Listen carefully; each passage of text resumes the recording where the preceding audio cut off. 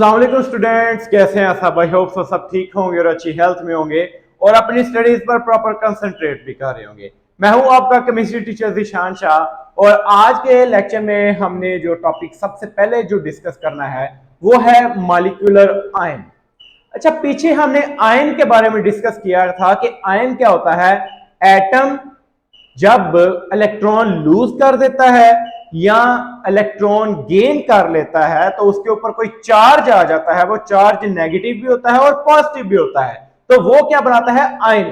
पीछे आयन की डेफिनेशन में हमने एक वर्ड ये भी पढ़ा था कि ग्रुप ऑफ एटम। ठीक है, एटम और ग्रुप ऑफ एटम लूज और gain electron to form ion. Atom तक तो हमने बात की थी कि इंडिविजुअल एटम होता है, वो क्या करता है, एक इलेक्ट्रॉन लूज करता है या गेन करता है तो आयन बनाता है। अब ये ग्रुप ऑफ एटम क्या है? एटम्स मिलकर आपको पता है क्या बनाते हैं? मॉलिक्यूल। और जब मॉलिक्यूल क्या करेगा, लूज करेगा इलेक्ट्रॉन या गेन करेगा इलेक्ट्रॉन, तो वो क्या बनाएगा? Molecular ion. ठीक हो गया। जब मॉलिक्यूल या फिर ग्रुप ऑफ एटम्स लूज करते हैं या गेन करते हैं किसको? इलेक्ट्रॉन को, तो वो क्या बनाते हैं? Molecular ion. अब जैसे कि आयन की हमने ओनली आयन की हमने बात की थी कि आयन जो होते हैं एनायन भी होते हैं और केटायन भी होते हैं। एनायन के ऊपर नेगेटिव चार्ज होता था और केटायन के ऊपर पॉजिटिव चार्ज होता था। ये चीज तो आपको समझ आ गई होगी। इसी तरह मॉलिक्यूल भी केटायनिक और एनायनिक होते हैं। जो एनायनिक मॉलिक्यूल होते हैं, इसके अलावा है एनायनिक मॉलिक्यूल या फिर एनायनिक मॉलिक्यूलर आयन। ठीक हो गया, जिसके ऊपर नेगेटिव चार्ज होता है। अब ये कैसे बनता है? जब मॉलिक्यूल इलेक्ट्रॉन एक्सेप्ट करता है। और केटायनिक मॉलिक्यूलर आयन कैसे बनते हैं? जब मॉलिक्यूल इलेक्ट्रॉन लूज करता है। आगे अगर हम इसके प्रोसीजर की बात करें ना, कि जो मॉलिक्यूलर आयन है ये कैसे बनते हैं, एक्चुअली में एक डिस्चार्ज ट्यूब ली जाती है, उसके अंदर इन गैसेस को लिया जाता है और इनके ऊपर हाई एनर्जी इलेक्ट्रॉन्स को बम्बार्ड करवाया जाता है, टकराया जाता है, जिसके नतीजे में क्या बनते हैं? Molecular ion. इस बात की भी समझ आ गई होगी आपको। आगे है difference between molecule and molecular ion. तो सबसे पहला जो डिफरेंस डेफिनेशन का आता है वो मॉलिक्यूल का क्या बनता है? Smallest particle of an element और compound which can exist independently and show all the properties of that compound. यानी कि इसकी अगर हम बात करें तो स्मॉलेस्ट पार्टिकल होता है कंपाउंड का, ठीक है, जो कि एग्जिस्ट कर सकता है इंडिपेंडेंटली। वैसे तो किसी भी कंपाउंड का जो स्मॉलेस्ट पार्टिकल वो एटम होता है, लेकिन ये ऐसा स्मॉलेस्ट पार्टिकल है जो एग्जिस्ट कर सकता है इंडिपेंडेंटली।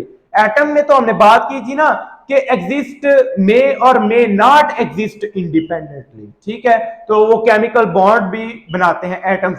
लेकिन इसकी अगर हम बात करें, ये स्मॉलेस्ट पार्टिकल किस सेंस में है? इंडिपेंडेंस के हवाले से। मैं बात करता हूं वाटर मॉलिक्यूल की। ठीक है, तो इंडिपेंडेंट एग्जिस्ट कर सकता है H2O और प्रॉपर्टीज भी शो करता है अपने सब्सटेंस की, अपने कंपाउंड की, लिक्विड की प्रॉपर्टीज वो शो करेगा। बात की भी समझ आ गई होगी। इसके अलावा अगर हम मॉलिक्यूलर आयन की डेफिनेशन के बारे में हम डिस्कस करें, जो पहले डिफरेंस में आ रही है, वो है मॉलिक्यूलर आयन कैसे बनता है? जब मॉलिक्यूल गेन करता है इलेक्ट्रॉन को या लूज करता है इलेक्ट्रॉन्स को। इसकी भी समझ आ गई होगी आपको। अगर हम नेक्स्ट बात करें इसके डिफरेंस की, तो आगे आता है जो मॉलिक्यूल है वो न्यूट्रल होता है। ठीक है, उसके ऊपर कोई चार्ज नहीं होता, वो बिल्कुल नॉन रिएक्टिव होता है। इस बात की भी समझ आ गई। अगर हम बात करें मॉलिक्यूलर आयन की, तो इसके ऊपर नेगेटिव चार्ज होता है या पॉजिटिव चार्ज होता है, ये न्यूट्रल नहीं होता। मॉलिक्यूल की हम तीसरे डिफरेंस की बात करें मॉलिक्यूल और मॉलिक्यूलर आयन के दरमियान, तो मॉलिक्यूल जो होता है वो होता है कॉम्बिनेशन ऑफ एटम्स। ठीक हो गया, यानी कि एटम से मिलकर एक मॉलिक्यूल बना होता है। जबकि अगर हम बात करें, मैंने आपको प्रोसीजर में अभी बताया है कि मॉलिक्यूलर आयन कैसे बनते हैं। आयोनाइजेशन करवाते हैं, यानी कि आयन्स बनाते हैं हम मॉलिक्यूल्स का। आयन्स बनाना यानी कि उनके ऊपर नेगेटिव या पॉजिटिव चार्ज लेके आना, इसे आयोनाइजेशन बोलते हैं। आयन्स बनाने के अमल को आयोनाइजेशन बोलते हैं। ये कैसे करवाते थे?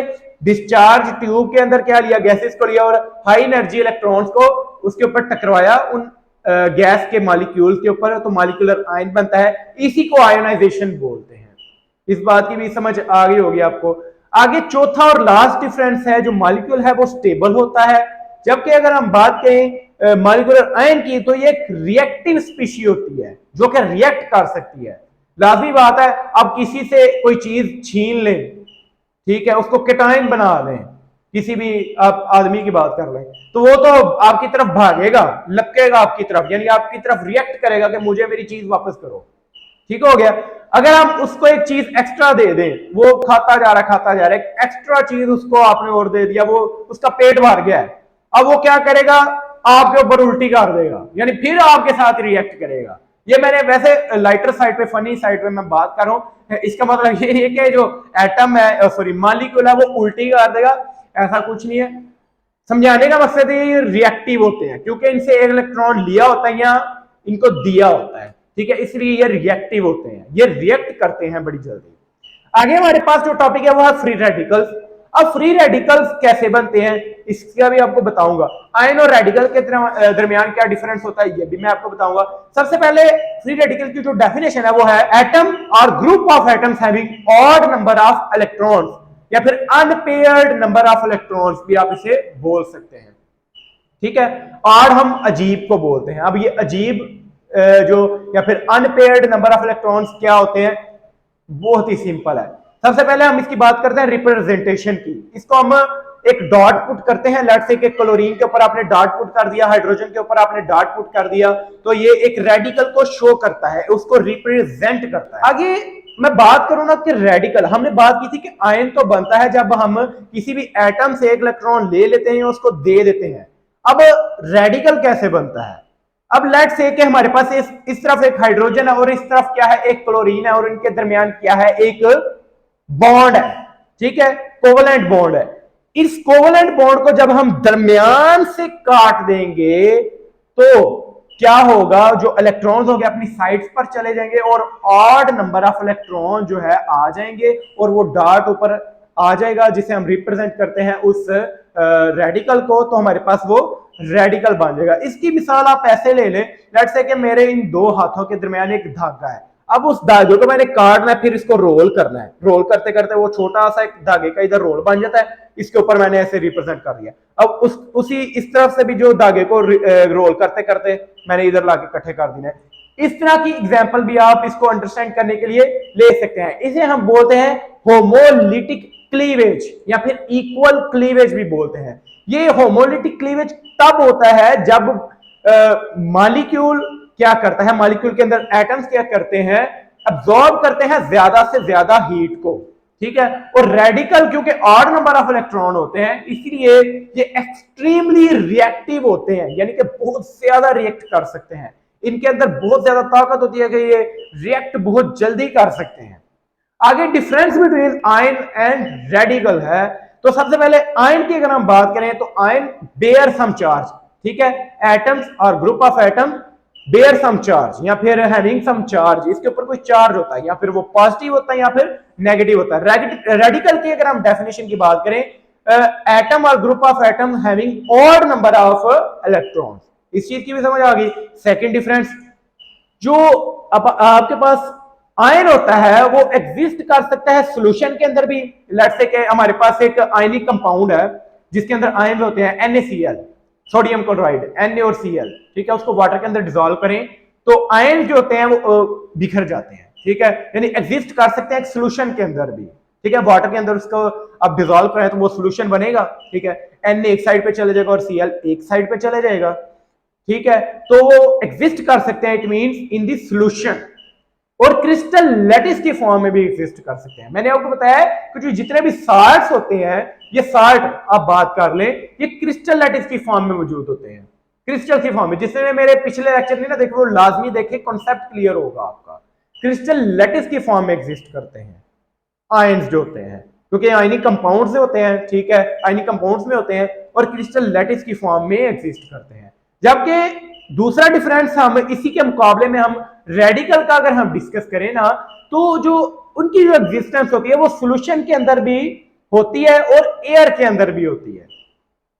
ठीक हो गया। आगे तीसरा और लास्ट डिफरेंस जो है इनके दरमियान वो है, जो आयन होते हैं इनकी फॉर्मेशन सनलाइट से इफेक्ट नहीं करती। आप NaCl को या फिर NaCl जो सोडियम क्लोराइड है उसको पानी के अंदर डिजॉल्व करके आप धूप के आगे रख दो तो कोई मसला नहीं होगा। लेकिन अगर हम बात करें जो रेडिकल होता है वो बनते ही सनलाइट की मौजूदगी के अंदर। आगे 10th क्लास केमिस्ट्री में कंप्लीट जो है इसका जो है टॉपिक है इस चीज के बारे में, ठीक है। तो ये बनते ही सनलाइट की मौजूदगी के अंदर है, क्योंकि ये हीट अब्सॉर्ब करेंगे, होमोलिटिक क्लीवेज होगी, ऑड नंबर ऑफ इलेक्ट्रॉन्स आएंगे तो रेडिकल बनेंगे। तो ये था हमारा आज का टॉपिक। आई होप सो आपको समझ आई होगी। अगर फिर भी किसी चीज की नहीं समझ आई तो आप जरूर कमेंट सेक्शन में पूछिएगा। तो मिलते हैं नेक्स्ट वीडियो में, तब तक के लिए अल्लाह हाफिज़, अस्सलाम वालेकुम।